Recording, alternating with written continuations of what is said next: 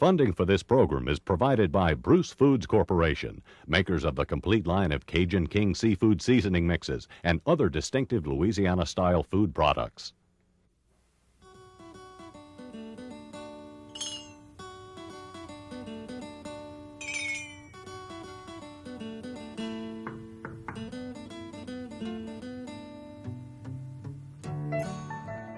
Louisiana. Hello, I'm Chef John Folse, welcoming you to this great state of ours. We're real proud of our people, places, and food, and I'd like for you to know a little bit more about it. So join me and some of my friends as we visit the historical food towns of this state and cook up another great Taste of Louisiana.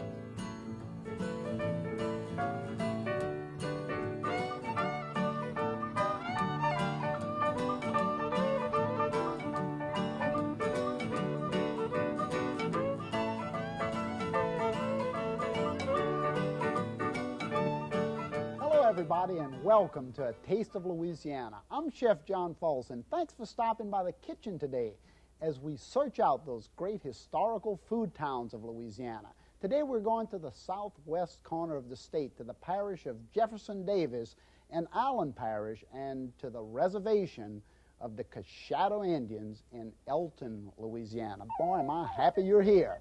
This is the sign or the logo of the Coushatta tribe. You can see it's a Louisiana garfish, and garfish is very important in the culture and well-being of the Coushatta Nation. We'll talk about that a little later. This is a little welcome center, the restaurant, gift shop, where a lot of interesting things are on display, not only for looks, but also for sale. This is the effigy baskets. Now, the effigy baskets are very important in the Coushatta Nation because baskets in general are very important and very famous among the Coushatta.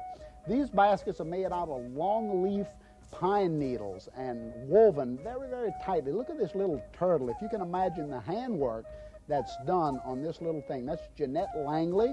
She is Public Relations Director for the Coushatta Nation, and she came around with me that day as we searched out all these little bitty trinkets. Look at this, a crawfish basket. That's actually for use. You could put jewelry in that or anything else, but how great to put on a little shelf at home. This is the longleaf pine needles and the raffia that's used to tie the baskets together. And this wonderful lady, Rena Lejeune, was there to show me how to make those baskets that day.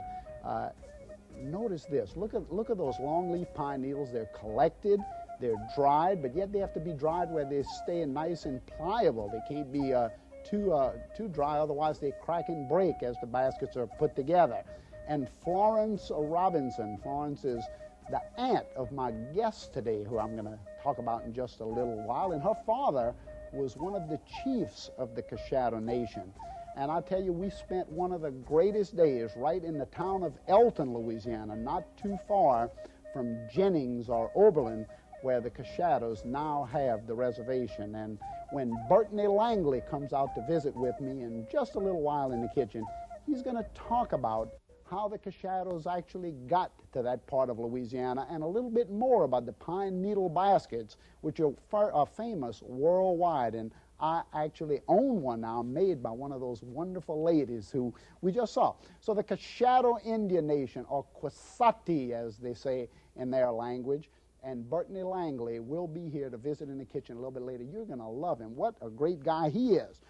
What foods are we going to cook from the Coushattas? Well, I wanted to do something that dated back not only a couple hundred years in the culture and cuisine of the Coushatta, but also using that tribal logo, the garfish, because that garfish not only was used for food and sustenance amongst the Coushatta, but the bones and the skin were used for jewelry and shoes and mugs. It was very important in their lifestyle and culture. So that's the logo that was chosen. But I want you to look down into this big, beautiful bowl of fish. Well, I say beautiful. What do you mean you don't like this? Look at this great-looking fish. I've got all freshwater fish from Bayou Blue, which runs right through the Coushatta Reservation. Here I have buffalo fish, and buffalo is very important because not only is it a very meaty textured fish, but also at the same time really large rib bones which can be smoked, barbecued, or grilled to actually eat the rib bones of the buffalo. Here the blue channel cat, one of the most important fish in all of Louisiana kitchens, including the Coushattas, naturally. This right here is gasbergou, or as we call goo in South Louisiana, another very important meaty fish. But this big chunk of loin meat that you see right here, as well as this fillet, is from the Louisiana garfish, and the most important fish in the cuisine of the Coushatta. So I wanted you to look at all of that. Now what I'm going to do with this garfish is I'm going to make a boulette, or as we say, a little meat patty, or almost like a hamburger patty, using this really nice meat, well seasoned. But first I'm going to make a stew, a little fish stew to put it into, and I want you to help me as we do that. Right now, in my black iron pot, over here I've got a little roux. I'm going to fire up this black iron pot and get that roux nice and hot. And what I have in the pot, if you can take a look down in here, is the very famous dark brown roux of the Cajuns, the Creoles, and the Coushattas. This roux seemed to kind of find its way into every culture of Louisiana, and when we think of the most famous of all fish stews here, we think about the coubillon, where we make a nice fish stock and then take that fish stock and marry it with the brown roux and all of the seasonings of Louisiana, and that was also done with the Coushatta people. So now that I have the roux to the real dark state, I can make it light, I can make it almost tan in color, but for this particular dish, I made it really dark brown. But be careful, don't get it so dark that it'll begin to get bitter on you, because then you'll never cook out that bitter taste of the roux. It's kind of critical once it starts to turn really dark. You have to be careful. If little black specks appear in that roux, pitch it. You'll never get that bitter burn taste out of it. So cook it on a high fire, but stir it constantly. Equal parts of oil and flour to create that dark brown roux. The Coushattas, as the Cajuns, would have put a little onions down into the pot. We would have certainly put a little bit celery down into it. Naturally, a little green bell pepper and some garlic. A lot of nice garlic down into the pot as well. I'm going to put all of that down in there and then stir it. And the roux is already hot, so it's going to start to quickly saute these vegetables, and all the great flavors will come together down in that black iron pot. Once it sautés for just a couple of minutes, what I would do would be to take a little bit fish stock. Now we can take the bones of fish, we can take fish bouillon cubes if we would like, or if none of that, just add a little chicken stock. But if you're going to go to a seafood supplier to get a nice piece of fish, ask for a couple of bones and boil it in water with onions and celery, and you're going to have a great fish stock.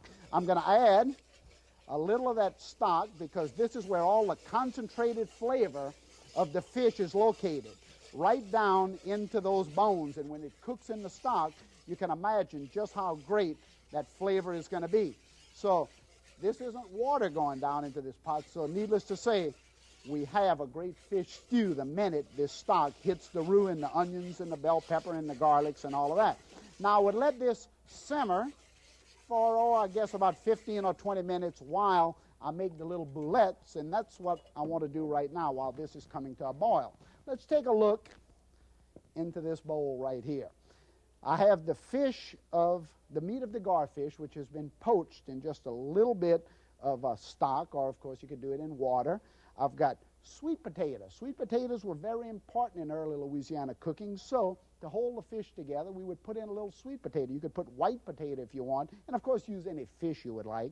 I've got finely diced onions, bell pepper and green onions, celery, red and yellow bell pepper for color, and then a little bit garlic. And all of that is going to be mixed together once I put this egg right down in there like that.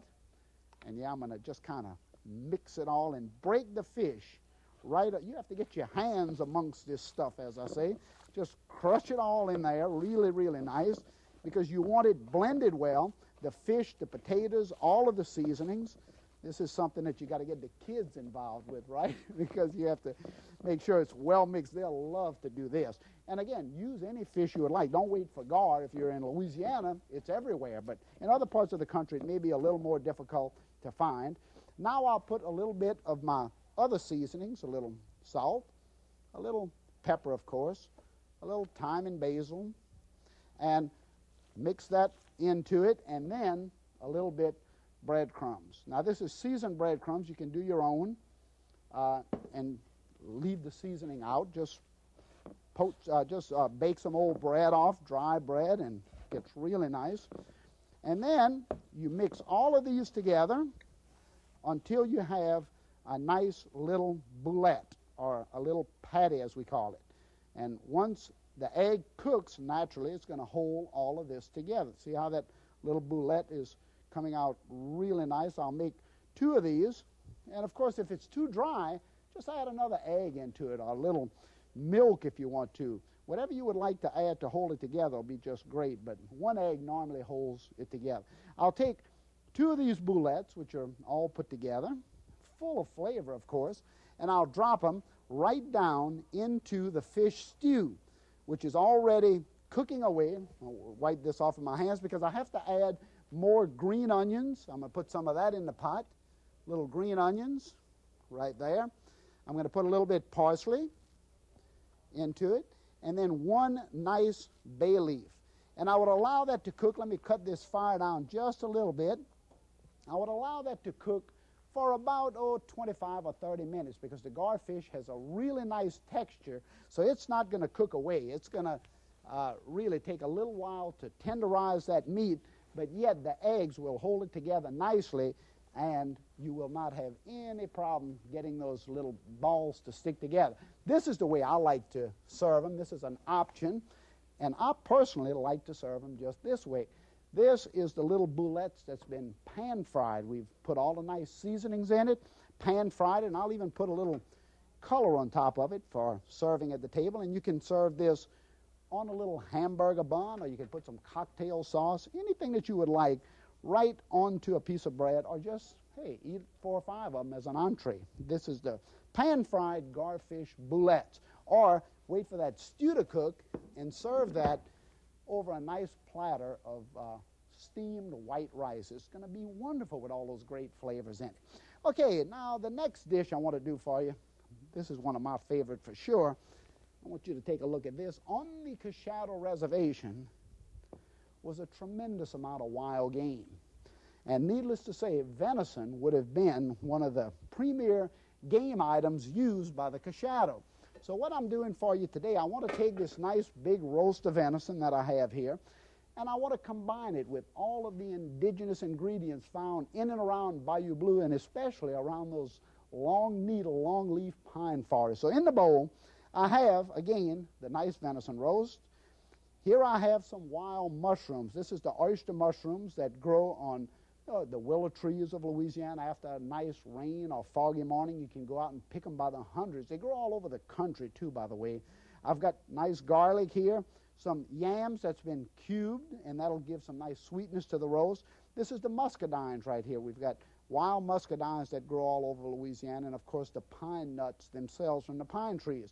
When combined together into a roasting pan, this becomes one of the greatest dishes that you'll ever imagine tasting because it's all so natural. Everything right off of the land, everything out of those long needle pine forests of North Louisiana and Southwest Louisiana. Okay, I'm going to take this roast. This is a little leg roast. I'll pull that out of there so you get a good look at it. Get all my mushrooms off of it. Look at the size of that. This is a really nice young deer. And, of course, you can get domesticated deer all over the country now. There's a lot of venison farms that you can mail out of houses that you can get nice venison from. I'm going to put a little salt, a little pepper all over it, and then a little bit of this Louisiana hot sauce. I want to get some hot sauce on it also.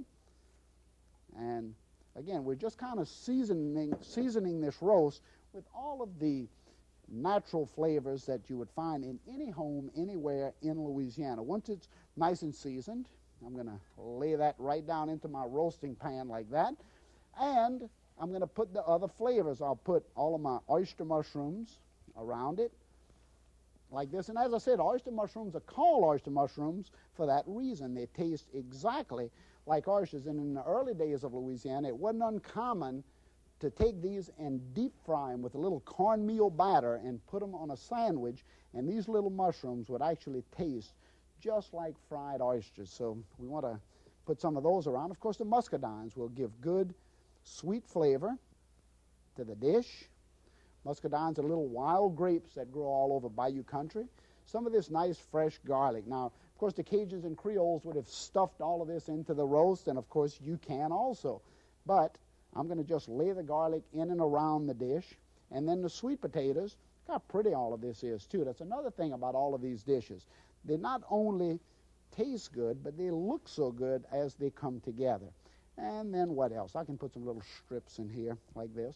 And I would then put a little bit butter or oil right on top of the roast because we want it to brown nicely in the oven, and the butter will certainly help it to brown. And then we could, at this point, cover it with aluminum foil or just take it and put it in a slow oven and roast it uncovered, but it's going to take about an hour and a half to 2 hours to really tenderize this roast. So you want to be careful not to cook it on too high if you cook it uncovered. I would prefer to put aluminum foil on it, cover it, and then allow it to bake about an hour and a half. Let me move this out of the way because I want to show you one naturally that's all done already. I have it in the oven here. You've got to take a look at this. Oh boy. Man, wait till you take a look at this Coushatta venison roast with all of the nice flavors as I close this oven. Look at the great, great flavors and colors all coming together on that nice roast. Again, I'm going to put some red on it and some yellow, and I would serve it right into this nice dish. I'd put this dish right onto the table. There's no way in the world I would take it out of here and put this into a platter or anything. I would serve it natural because that's the way it's cooked. So I'll put this right over here. We'll get to this later for sure. Move that big heavy thing out. Okay, I mentioned that I was going to have a great friend come to visit with me in the kitchen. Bertney really is a good buddy of mine. He's with the Coushatta Nation. There he is. He's a member of the Coushattas. Can't you tell? Huh? Oh, you look great today. How you doing? Thank you. It smells good in here. Boy, doesn't it? So, hey, what do you have here? I brought you a gift. Last time you came to my store in Elton, you liked this, and we just made one for you. Oh, I appreciate that. And brought it over here as a gift for you. Hey, I'm going to wear this. Sure. I'm going to put it on. Huh? So that's what it's for. Doesn't this look good, huh? Don't I look great? Take a look at this, huh? It's beautiful. The colors are so nice. You know, when talking about visiting your store in Elton, I was really excited once I got there to see all of the great things that's available to the visitor pulling in there, and I want to share some of that with our viewers. I want you to tell us exactly what we're looking at here, okay? Okay. And this was in your store right here in Main Street, Elton. Yeah, we have some of the items from the Hopi tribe, the Kachina dolls. Also have the beaded work from the Coushattas. You can see the baskets on the table there. We also have barrettes. And in the background, we also have the bandelas, the shield of good fortune, we call them, that we use as wall hanging now. And we also have the world-famous Coushatta baskets that you mentioned a while ago. And we have a lot of uses for this, but now, today, most of the basket collectors use that for decorations or just to keep them as collector's items. Now, these are in demand all over the world, right? Oh, yes. We have very few basket makers in the tribe, so it's very hard to get a whole inventory in the store. I tell you, there's so many. The colors are just so spectacular in here. This is footwear, leather work. Yes, this is more contemporary moccasins, and that's my design, the Bayou Indian moccasin, and I have a lot of those in stock, and have them in different colors, white, brown, and black. And you can see some of the artwork being done, like on the on blankets, and this is some of the beadwork that we do out there too. A lot of colors. It really, and when we were looking at those baskets, you were telling me that a lot of that longleaf pine forest was being disturbed, and some of these needles were getting difficult to find. So yeah, it's very scarce. Here they are again. Yeah, the Coushatta people that makes the baskets, it's a precious commodity, because it's very scarce because the timber companies clear-cut the longleaf and plant a faster-growing pine. So it's very hard to get the longleaf pine needles. Here's the Kachino dolls right here. Now, this is from the Hopis, right? Yeah, the Hopi tribe. And they have different styles and different decorations on each one of them. And each one represents a different mass figure or ceremonial purposes. And it's all for ceremonial. Look how beautiful these are. Yeah, these are more souvenir type. Right. Yeah. Well, it was really nice, and I always enjoy stopping by there. We mentioned the baskets. We showed a couple of them, but I want you to take a look at this basket. This basket was done for me and sent up to me. And tell me a little bit about the decoration on here. Okay, what we try to do is we try to use every part of the pine tree without wasting anything. So we use the longleaf pine needles. We use the pine cones to be part of the basket as decoration. And this also opens. Right, and you can store right down into it. Yeah. It's really, really nice. Now, this basket is a different type of basket here, right? Yes, this is the basket that we started with a long time ago in the Coushattas. This is the swamp cane baskets. And we use this for shifting, like corn. We stored corn in here. Just sift it up and down. A shifter, yes. And we also had different styles for fanner baskets. We call them fanner baskets. But the reason that we don't have too many of these right now is we don't have the swamp cane available to us. And most of the elders that knew how to do this is not. So it's a not dying around. art. Yes. Well, these are really beautiful, and I appreciated the opportunity to see them. I want to ask you a question. You and I had a great conversation about the Coushattas actually being called the Lost Tribe at one point. Why was that? Yeah, a long time ago, we originally came from the state of Alabama. We had a large band, maybe numbering about 4,000 to 5,000, into the thousands. We don't know the actual number. But we had to move, maybe because of the white encroachments of settlers, or maybe because there was a lot of activity around the tribe, and we had to move. So what we did was we wanted to all go together, but we couldn't. So it was decided by the council that one band or part of the tribe would go first and mark the trail, and the second half would follow. The reason that the second half stayed was because we had to tie up loose ends, as we call it today. Most of the people had to get ready, had to get the land back in the state that they found it in. They didn't want to disturb the nature or the environment. They want to make sure the earth was protected, because we have to respect the earth, because in return it'll give something back to us. So that was very important for the Coushattas. So I'm pretty sure the last group that left made sure the land was in order before they left. So what happened was, when the first band went, and when the second group followed, they couldn't find the signs that were supposed to be left by the first band. So we don't know what happened to them. We don't know whether they had to leave in a hurry and couldn't leave the signs, or maybe they assumed that we could find them easily. But for some reason or another, we couldn't when the second band came. So we ran into some white explorers, and that's when we come into documented history of the Coushattas. And the white explorers said, "Who are you? What tribe are you?" And the Indian people said, "Coushatta," which meant we're lost, or they are lost. When they say Coushatta, it means or we lost, or Coushatta means they are lost. Right. So what happened was, when the white settlers put it down in their journals, they said we ran into the Coushatta people. So that's why we call it Lost Tribe. Now, I know that the federal government had some problems at one time giving the tribe recognition, and that's all handled now. That's all taken care of, right? Yes, about maybe 20 or 25 years ago, we were recognized by the federal government as an Indian tribe. But in 1953, during the Eisenhower administration, they decided to start terminating some of the smaller Indian tribes in the United States, and we got selected to be the ones that got terminated. So that saying, the pen is mightier than the sword, worked, because when the federal government decided to terminate the Coushattas, overnight we were not Indians in the eyes of the federal government. So we woke up one morning and we were told we weren't Indians anymore. But it took about 20 years for the tribal leaders to get together and petition the federal government to be recognized as a federal tribe. This provided the tribe with some financial assistance, with federal programs, which would give the people an opportunity to advance themselves and become more self-sufficient. So one of the important things of this is one of the elders decided that we'll look at the piece of paper, or the agreement to terminate the tribe, and decide whether we'll sign the paper or not. If they had signed that paper, we would never had a chance to be recognized again as a federal tribe. Right. So what happened was, the elders got together and they decided not to sign the piece of paper. So to send correspondence back to the federal agents, they took a brown piece of a bag, they tore it and said, "We will not sign your paper," and send that back. So, you told me that brown piece of paper is in the Smithsonian Yes. Institute today. That saved you from being... Oh yeah, because if we had signed that paper, we would you'd never no longer exist. No, no. when I visited with you, you showed me this great sweet potato dish that could have been a potato, could have been a vegetable, but certainly to me was a dessert. And I call it Coushatta Sweet Potato Crunch now in my restaurant because I do serve it. And I want you to help me make that dish quickly. There's a skillet right there. Okay. And what I have here, I want you to stir this up for me, and we'll continue chatting a little bit too.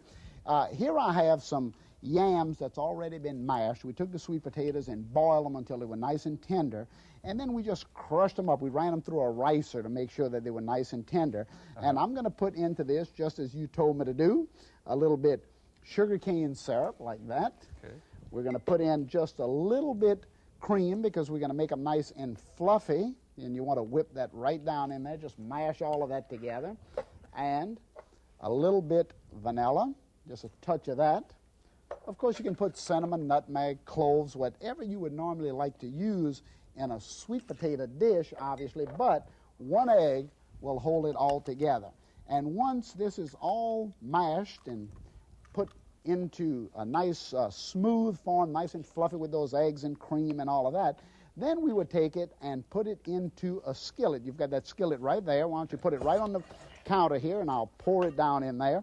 And I'd pour it into the skillet and mash it down nice and smooth into there, and then top it with a little bit of brown sugar and flour. Just a little bit brown sugar and flour down into the pan and smooth that out. And when the brown sugar and flour cooks with a little touch of butter, I would sprinkle a couple pieces of butter right on top of this skillet. And once it goes into the oven and bakes at about 350 degrees for a couple of minutes, that sugar and butter will all brown and make a really nice crunch. And I will finish it with some wonderful big old pecans right on the top of the dish, just like that.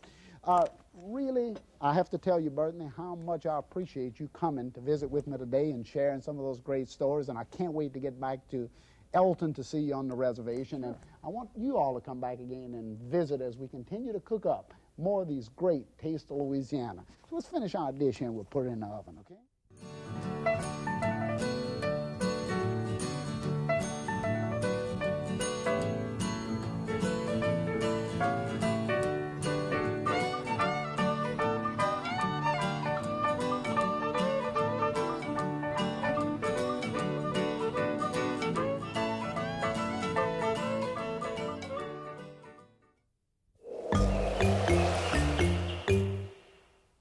Funding for this program was provided in part by Bruce Foods Corporation, makers of Bruce's Yams and other distinctive Louisiana-style food products. This is PBS.